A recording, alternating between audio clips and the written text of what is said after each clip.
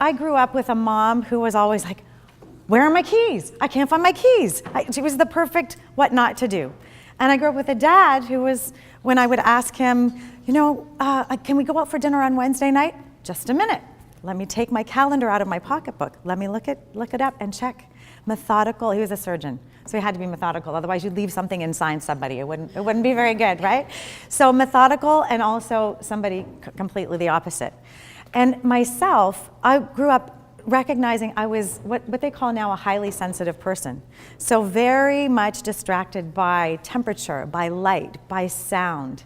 All of the stimulation that would come to me, I would over time develop coping strategies to create some calm back in the environment and be able to focus and accomplish what I wanted. So I think that's been a strength and also a bit of a challenge at times, which has brought me to where I am now, which makes me, and probably you too, good as an organizer. You can understand where other people's challenges are coming from.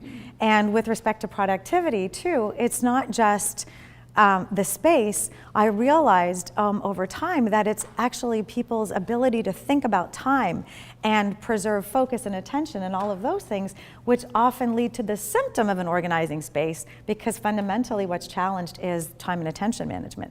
So starting out in that family environment, building skills, going to university, studying biology, because an interest of mine was always studying the way we human animals interact. We've kind of dismissed that we're animals in today's society. After 15 years in the corporate world, I think like many people who have looked for a second career, I was looking for more fulfillment, using my unique skill set to be of service to others, which is one of the definitions of success that I carry.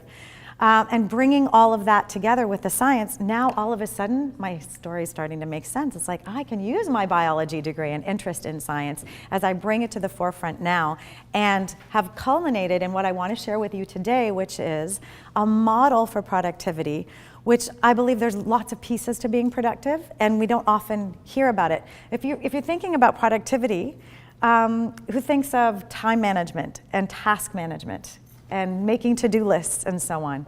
Well, I want to peel you back from that a little bit and present what I call productivity CPR.